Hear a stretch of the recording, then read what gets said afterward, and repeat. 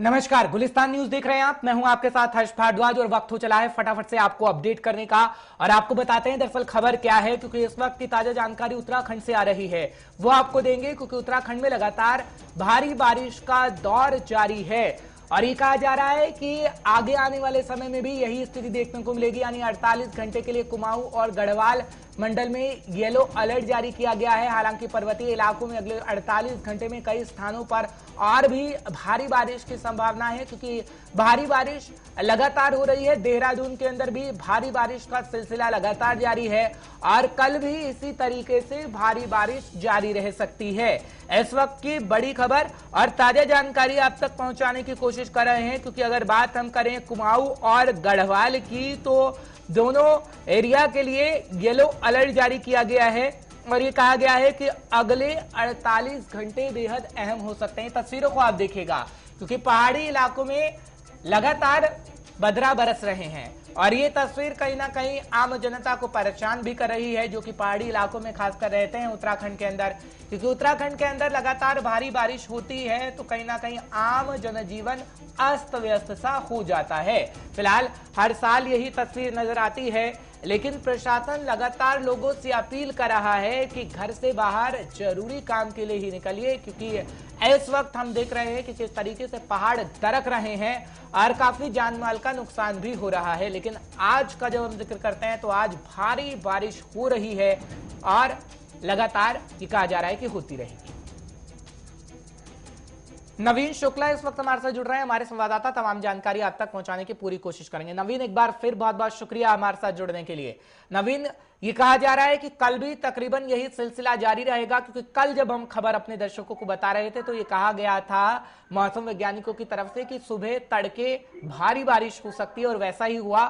भविष्यवाणी कहीं ना कहीं सच साबित हुई है। तो कल क्या तस्वीर रह सकती है, क्योंकि मौसम विभाग ये कहता है कि कल भी ऐसी ही तस्वीर सामने आएगी जब भारी बारिश का सिलसिला जारी रहेगा। नवीन जी हर्ष, निश्चित तौर पर मैं अगर पहले तो मैं राजधानी देहरादून से शुरू करूंगा कि राजधानी देहरादून में इस देर शाम से बारिश हो रही है। इसके साथ ही अगर उत्तराखंड के कई जिलों की बात की जाए तो वहां पर भी बारिश हो रही है। कहीं जो है वह सड़कें टूट रही हैं, तो कहीं ना कहीं बारिश काफी नुकसान भी पहुंचा रही है। आम लोगों को काफी दिक्कतों का सामना करना पड़ रहा है। जो आम जनता है, आम लोग हैं जो पहाड़ से मैदान की तरफ आते हैं, उन्हें काफी दिक्कतों का सामना करना पड़ रहा है। हालांकि मौसम विभाग समय समय पर अलर्ट जारी करता रहता है। इसके साथ ही अभी 48 घंटे का अलर्ट मौसम विभाग ने जारी किया है।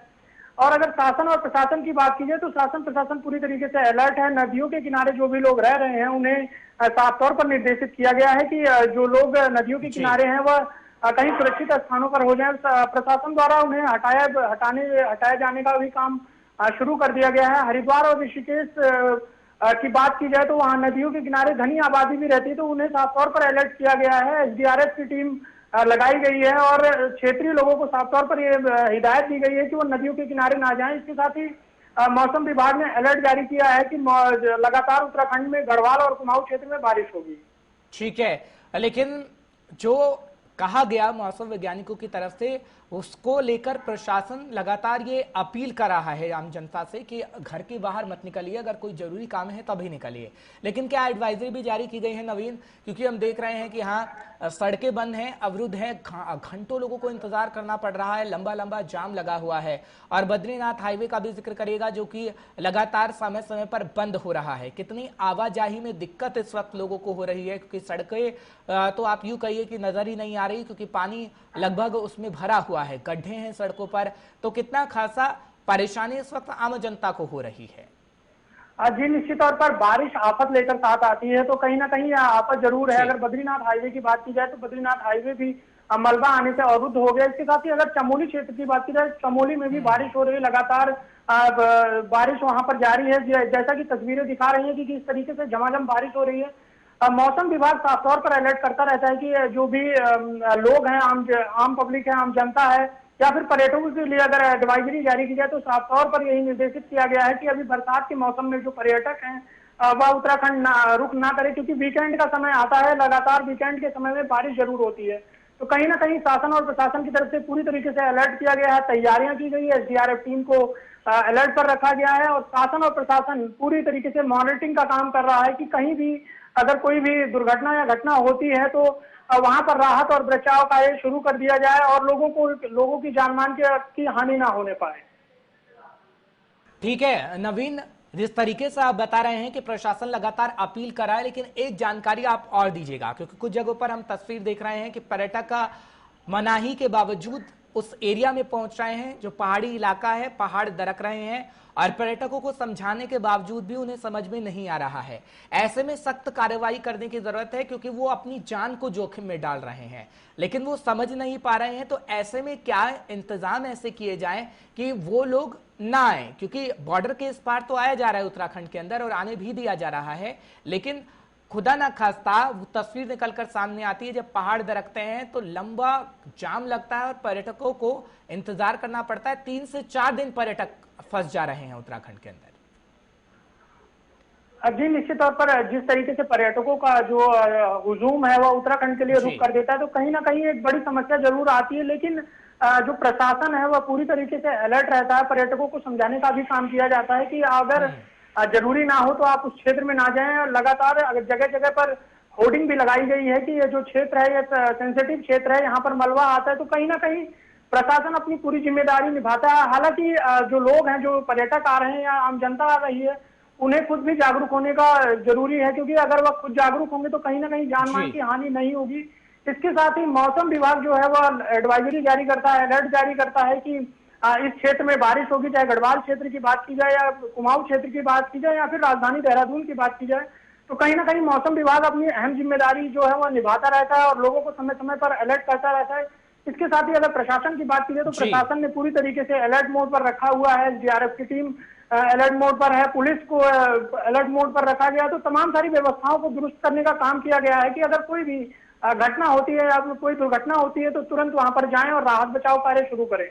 ठीक है, बहुत बहुत शुक्रिया नवीन। फिलहाल ये तस्वीरें अपने दर्शकों को एक बार फिर से दिखा देते हैं, ये तस्वीरें दिखा दीजिएगा, क्योंकि इस हाईवे का जिक्र करते हैं तो इस वक्त हम आपको पूरी जानकारी इसके बारे में देते हैं। दरअसल कर्णप्रयाग और ग्वालदम बैजनाथ अल्मोड़ा राष्ट्रीय राजमार्ग नारायण बगड़ के निगधेरा में पहाड़ी से बोल्डर गिरने से दरअसल ये बंद हो गया है, क्योंकि पहाड़ी लगातार दरक रही है और चट्टानें गिर रही हैं, इसलिए इसे बंद कर दिया गया है। फिलहाल अगर बात करें तो किस तरीके से खोलने का काम इसे जारी है वो आप साफ तौर पर देख सकते हैं, क्योंकि कुछ लोगों के फंसे होने की खबर सामने आ रही थी, लेकिन अब उन्हें निकाल दिया गया है और सड़क के दोनों ओर वाहनों की लंबी लंबी कतारें भी थी। हालांकि बीआरओ सड़क खोलने की जद्दोजहद लगातार कर रही थी, वो तस्वीर हम आपको दिखा रहे हैं। अब सड़क को खोल लिया गया है। फिलहाल आपको तस्वीरों में हम दिखा रहे हैं साफ तौर पर किस तरीके से बारिश इस वक्त आफत बनकर बरस रही है और इस वक्त काफी लंबा जाम चट्टाने गिरने से हो रहा है कई जगह पर। और इन तस्वीरों को जब आप देख रहे हैं आप तो ये बखूबी बयां कर रही हैं किस तरीके से आम जनता को परेशानी का सामना करना पड़ता होगा। फिलहाल सड़क को खोलने का काम लगातार किया जा रहा है और लोगों को निकालने का काम भी लगातार किया जा रहा है।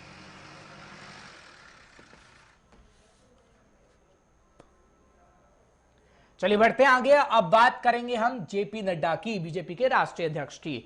2 दिवसीय दौरे पर उत्तराखंड के दौरे पर हैं और अगर आपको बताएं कि इनका जो 2 दिवसीय दौरा है काफी अहम रहने वाला है, क्योंकि अगर हम बात करते हैं जेपी नड्डा की तो जेपी नड्डा आज पहुंच चुके हैं और आज पहुंचने के बाद हमने उनकी कार्यवाही भी देखी, किस तरीके से सीएम के साथ वो मीटिंग करते नजर आए और 2022 चुनाव को लेकर रणनीति तैयार लगातार की जा रही है, क्योंकि सीएम के साथ जेपी नड्डा की बैठक हुई है और ये बैठक का सिलसिला कल भी लगातार जारी रहेगा, क्योंकि 2 दिवसीय दौरे पर हैं जेपी नड्डा। और आपको बड़ी खबर इस वक्त की बता रहे हैं। फिलहाल जब नड्डा साहब की तरफ से पहुंचा गया उत्तराखंड के अंदर तो वो तस्वीर कैसी आई वो आपको बताने की कोशिश कर रहे हैं। सीएम साथ नजर आए, तमाम अधिकारी रहे और तमाम बड़े नेता की मौजूदगी भी उत्तराखंड के अंदर रही और मीटिंग का सिलसिला लगातार जारी रहा और यह भी कहा जा रहा है कि कल भी मीटिंग का सिलसिला लगातार जारी रहेगा।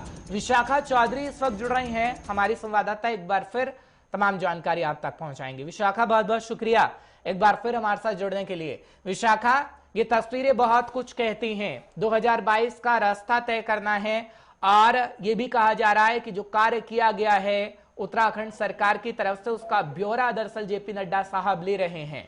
क्या तैयारी है, क्योंकि कल भी बैठकों का सिलसिला जारी रहेगा। आज भी बैठक हुई है सीएम पुष्कर सिंह धामी के साथ। जी बिल्कुल हर्ष, जिस तरीके से आपने कहा कि एक बेहद ही अहम दौरा यह माना जा रहा है और चुनाव की दृष्टि से अगर हम देखते हैं तो भारतीय जनता पार्टी इस बात की दिग्गज पार्टी कही जाती है कि चुनाव से ठीक पहले की जो स्ट्रैटेजी है उस पर भारतीय जनता पार्टी बहुत अच्छे से काम करती है। तमाम राज्यों में हमने यह देखा है और कई जगह पर कई राज्यों में सफल भी होती है अपनी इस स्ट्रैटेजी को लेकर। उसी को लेकर फिलहाल उत्तराखंड में राजनीति गरमाई हुई है। भारतीय जनता पार्टी के राष्ट्रीय अध्यक्ष जेपी नड्डा फिलहाल उत्तराखंड में है।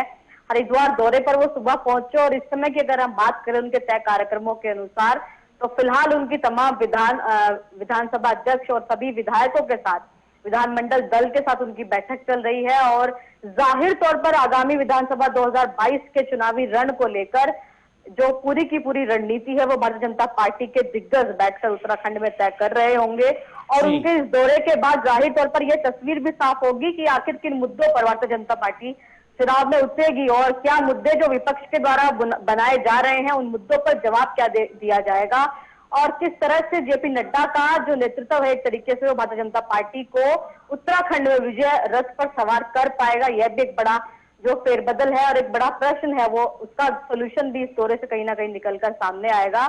और जाहिर तौर पर क्योंकि नड्डा भारतीय जनता पार्टी के सियासी दिग्गज कहे जाते हैं, अमित शाह के बाद उन्हीं का नाम भारतीय जनता पार्टी में आता है और तमाम सियासी जो समीकरण हैं उनकी साधने की पूरी कोशिश नड्डा के द्वारा उत्तराखंड में की जा रही है। और मुख्यमंत्री पुष्कर सिंह धामी की बात करें तो जाहिर तौर पर अगर भारतीय जनता पार्टी ने युवा मुख्यमंत्री को कुर्सी सौंपी है तो किस तरह से मुख्यमंत्री को आगे ले जाकर चुनावी एक तरीके से चेहरे के रूप में या फिर संयुक्त रूप से किस तरीके से पार्टी को आगे ले जाना है और क्या चुनावी जो मंथना है वो पूरी इस समय उत्तराखंड के हरिद्वार में इस समय नड्डा के द्वारा तमाम जो भारतीय जनता पार्टी के दिग्गज हैं उत्तराखंड में। इस बात को भी समझाइएगा क्योंकि जब हम मुद्दों का जिक्र करते हैं तो मुद्दा हम बीजेपी की तरफ से लगातार सुन रहे हैं कि वो कह रहे हैं कि वैक्सीनेशन का काम पूरा किया जा रहा है और वैक्सीनेशन की जो प्रक्रिया होगी दिसंबर तक पूरी हो जाएगी, हर एक व्यक्ति को हम वैक्सीनेट कर देंगे। लेकिन जो अहम सवाल पूछे जा रहे हैं भू कानून पर, देवस्थानम बोर्ड को लेकर, ये कहा जा रहा है कि तमाम मुद्दे सुलझ चुके हैं, लेकिन विपक्ष को हम देख रहे हैं कि इन मुद्दों को किस तरीके से भुनाने की कोशिश की जा रही है। अब जब हम इन मुद्दों का जिक्र करते हैं तो क्या बीजेपी इन मुद्दों पर बातचीत करने से घबरा रही है? क्योंकि अगर हम उन प्रोटेस्ट का जिक्र करते हैं जो आशा वर्कर कर रही थी और तमाम लोग कर रहे थे, उन्हें अब प्रसन्न कर दिया गया है, उन्हें मना लिया गया है, तो अब जो एक दो मुद्दे और रह गए हैं हम ये कहेंगे कि हाँ 2022 तक आते आते उन मुद्दों को भी सुलझा लिया जाएगा और जनता को मनाने की पूरी कोशिश होगी। जी बिल्कुल हर्ष, तमाम जो मुद्दे फिलहाल और जाहिर तौर पर जो विरोध प्रदर्शन किए जा रहे हैं उनको सुलझाने की पूरी कोशिश राज्य सरकार के द्वारा की जा रही है और सुलझाना एक तरीके से फिलहाल यहाँ पर जरूरी भी है। अगर सत्ता पक्ष को बनाए रखना है, अपना जो बिल्कुल विजय रथ है उसको आगे ले जाकर करना है तो जाहिर तौर पर तमाम जो सोल्यूशन है उनको निकालना पड़ेगा। बात करते हैं हम देवस्थानम बोर्ड की और भू कानून की, तो देवस्थानम बोर्ड को लेकर शायद जो अंदर सुलह है वो राज्य सरकार की बनती हुई दिखाई दे रही है क्योंकि आज भी जो वहां के तीर्थ पुरोहित है वो सड़क पर कूच कर रहे हैं और उनके द्वारा कहा गया है कि वो चारधाम यात्रा को शुरू किया जाएगा उनके द्वारा। तो तमाम चीजें हैं और क्योंकि संघ अगर हम संगठनात्मक रूप से देखें तो भारतीय जनता पार्टी का संघ का विशेष रूप से यह रहा है कि कहीं भी जो तीर्थ पुरोहित है और बेसिकली जो हिंदुत्ववादी सोच है उसको निराश ना किया जाए और उसी को लेकर आगे बढ़े। तो जाहिर तौर पर देवस्थानम बोर्ड पर शायद चुनाव से पहले एक बार कोई फैसला हो सकता है। और बात करते हैं हम भू कानून की, तो भू कानून पर कोई भी फैसला लेना फिलहाल की राज्य सरकार के लिए इतना आसान नहीं है क्योंकि जो तमाम मांगे हैं वो हिमालयी राज्यों के तर्ज पर भू कानून बनाने की चल रही है और इतना आसान नहीं है क्योंकि जो ज्योग्राफिकल कंडीशंस है हिमालयी राज्यों की अपेक्षा उत्तराखंड में वो बिल्कुल अलग है। तो उसके लिए जाहिर तौर पर लंबा समय लग सकता है, वादा जरूर किया जा सकता है कोई भारतीय जनता पार्टी के द्वारा, लेकिन कोशिश की जाएगी तमाम जो चुनावी मुद्दे फिलहाल विपक्ष ने खड़े किए हैं उन पर कम से कम जनता को एक ऐसा सोल्यूशन दिया जाए या ऐसा वादा किया जाए कि आगामी चुनाव के लिए कम से कम कोई मुद्दा विवाद ना बन पाए। जाहिर तौर पर जो विपक्ष को कहीं भी मौका ना मिल पाए इस पर काम भारतीय जनता पार्टी के रणनीतिकार कर रहे हैं और नड्डा का यह दौरा इसमें अहम रहेगा और किस तरीके से नड्डा क्या राय मशवरा देकर जाते हैं, किस तरीके से मुख्यमंत्री को आगे डील करने के लिए कहते हैं, क्या रणनीति नड्डा के द्वारा बनाई जाती है, ये आने वाले कुछ समय में इसकी तस्वीर बिल्कुल साफ तौर पर हमें उत्तराखंड के धरातल पर दिखाई देगी। ठीक है, बहुत बहुत शुक्रिया विशाखा, तमाम जानकारी पहुंचाने के लिए। आप अपनी नजर बनाए रखिएगा, आपसे जानकारी लेते रहेंगे। फिलहाल बढ़ते हैं आगे, बात केजरीवाल की भी करते हैं, क्योंकि त्रिकोणीय मुकाबला इस वक्त उत्तराखंड के अंदर देखने को आपको मिलेगा और ये कहा जा रहा है कि केजरीवाल एक बार फिर से आ सकते हैं उत्तराखंड। सूत्रों के हवाले से दरअसल ये खबर आई है, केजरीवाल एक बार फिर उत्तराखंड का दौरा कर सकते हैं और उत्तराखंड में आप कर सकती है बड़ी बैठक। सूत्रों के हवाले से जानकारी मिल रही है फिलहाल केजरीवाल एक बार फिर उत्तराखंड का दौरा कर सकते हैं। और आपको बड़ी जानकारी दे दें कि कर्नल कोठियाल को सीएम का चेहरा बता चुकी है आप और उनको मैदान में उतारा जा चुका है। लेकिन एक बार फिर से जब सीएम केजरीवाल की तरफ से पहुंचा जा रहा है तो क्या कुछ रहने वाला होगा, ये तो खैर वक्त ही बता पाएगा। आपको बड़ी जानकारी इस वक्त की पहुंचा रहे हैं कि क्या केजरीवाल की तरफ से हो रहा है, क्योंकि केजरीवाल लगातार ये कह रहे हैं कि उत्तराखंड के अंदर आम आदमी पार्टी की ही सरकार बनेगी और केजरीवाल की तरफ से कहा गया है कि अब जनता आम आदमी पार्टी पर भरोसा कर रही है। पर क्या वाकई ऐसा है? सीधे धनराज के पास चलते हैं, हमारे संवाददाता इस पर जुड़े हुए हैं, तमाम जानकारी आप तक पहुंचाएंगे। धनराज, क्या वाकई ऐसा होगा जब त्रिकोणीय मुकाबला होगा और हम ये कहेंगे कि आम आदमी पार्टी की सरकार उत्तराखंड के अंदर बन रही है? क्योंकि हमेशा से देखा गया है बीजेपी और कांग्रेस में कांटे की टक्कर होती है, लेकिन अब त्रिकोणीय मुकाबला खासकर 2022 के अंदर देखने को मिल सकता है। धनराज जी हर्ष, बिल्कुल जिस तरीके से 2022 का चुनाव नजदीक है तो कहीं ना कहीं इसको लेकर अब सभी राजनीतिक पार्टियां मैदान में उतर चुकी हैं। आम आदमी पार्टी की बात करें तो आम आदमी पार्टी भी लगातार दावे कर रही है। दिल्ली के मुख्यमंत्री केजरीवाल उत्तराखंड पहुंचे और उन्होंने साफ तौर पर एक बार बिजली को लेकर निशाना साधा कि बिजली का एक कार्ड उन्होंने फेंका कि साफ तौर पर उन्होंने कहा कि 300 यूनिट बिजली उत्तराखंड को वो फ्री देंगे अगर उनकी सरकार उत्तराखंड में आती है। तो वहीं अब उन्होंने एक दाव सीएम के चेहरे को लेकर खेला है कि जो जैसे अजय कोटियाल को सीएम का चेहरा भी घोषित उन्होंने कर दिया है। तो अब देखने वाली बात यही होगी कि आखिर जनता कितना विश्वास आम आदमी पार्टी पर जताएगी कि आखिर क्या बीजेपी को और कांग्रेस को पछाड़ते हुए अब आम आदमी पार्टी क्या आगे निकल पाएगी। लेकिन ये हकीकत है कि जिस तरह का इतिहास उत्तराखंड का रहा है कि एक बार बीजेपी की सरकार आती है और एक बार कांग्रेस की सरकार आती है, लेकिन इस बार कहीं ना कहीं त्रिकोणीय समीकरण बनते हुए नजर आ रहे हैं कि आम आदमी पार्टी ने भी कहीं ना कहीं अपनी रणनीति तैयार कर चुकी है। और साफ तौर पर केजरीवाल का यही कहना है कि जो 2022 का चुनाव होगा तो उसमें उत्तराखंड में सरकार आम आदमी पार्टी की होगी। लेकिन अब देखने वाली बात यही होगी और ये वक्त ही बताएगा हर चीज क्या 2022 में आम आदमी पार्टी में अपना वजूद बना पाती है या नहीं और सत्ता हासिल कर पाएगी या नहीं। लेकिन जिस तरीके से जो इतिहास रहा है बीजेपी और कांग्रेस का उसको तोड़ने की कवायद पूरी आम आदमी पार्टी यहाँ पर कर रही है। जी लेकिन धनराज, ये सवाल अहम हो जाता है क्योंकि जब भी केजरीवाल उत्तराखंड आए हैं बड़ा ऐलान किया गया। पहली बार केजरीवाल की तरफ से आया गया तो बिजली मुफ्त में देने का वादा किया गया। दूसरी बार केजरीवाल की तरफ से आ गया तो कर्नल कोठियाल को मैदान में उतारा गया कि सीएम का फेस वही होंगे अगर सरकार आती है। अब जब ये सूत्रों के हवाले से खबर मिल रही है कि केजरीवाल का एक बार फिर से उत्तराखंड का दौरा हो सकता है, तो क्या वाकई हम कहें कि एक और बड़ा ऐलान हो सकता है जिससे कहीं ना कहीं ये लगेगा कि हाँ, आम आदमी पार्टी की तरफ से सरप्राइज लोगों को दिया गया है? जी बिल्कुल हर जिस तरीके से आम आदमी पार्टी के बड़े नेता अरविंद केजरीवाल है और दिल्ली के मुख्यमंत्री भी हैं और जब भी उत्तराखंड आते हैं तो कोई ना कोई घोषणा जरूर करके जाते हैं। जब वो पहली बार उत्तराखंड आए थे तो उन्होंने घोषणा की थी कि 300 यूनिट बिजली वो उत्तराखंड को जनता को फ्री देंगे और यदि उनकी सरकार आती है। और दूसरी बार जब आए तो उन्होंने एक चेहरा सीएम का उतारा है। तो अब लेकिन अब तीसरी बार उनके आने की संभावना जताई जा रही है। जल्द ही वो उत्तराखंड पहुंचेंगे तो कहीं ना कहीं जरूर एक बड़ी घोषणा जरूर वो यहाँ पर कर सकते हैं कि जिस तरीके से उन्होंने जब पहली बार आए थे तो उन्होंने साफ तौर पर कहा था कि वो जब भी उत्तराखंड आएंगे तो कुछ ना कुछ घोषणा जरूर यहाँ पर करके जाएंगे और उस पर अमल भी करेंगे यदि उनकी सरकार आती है।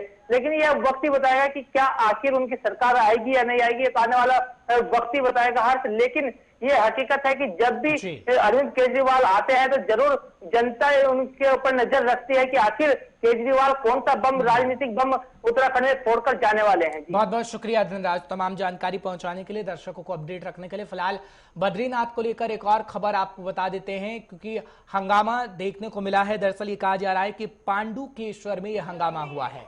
इन तस्वीरों को आप देखिएगा। दरअसल बद्रीनाथ धाम की यात्रा खोलने को लेकर पांडुकेश्वर में हंगामा हुआ पूर्व कैबिनेट मंत्री राजेंद्र भंडारी ग्रामीणों और समर्थकों के संग पांडुकेश्वर पुलिस चेक पोस्ट पर पहुंचे, लेकिन पुलिस ने आगे जाने नहीं दिया। और इसी बीच पुलिस और राजेंद्र भंडारी के बीच धक्का मुक्की की तस्वीर भी सामने आई, जो आपके सामने है।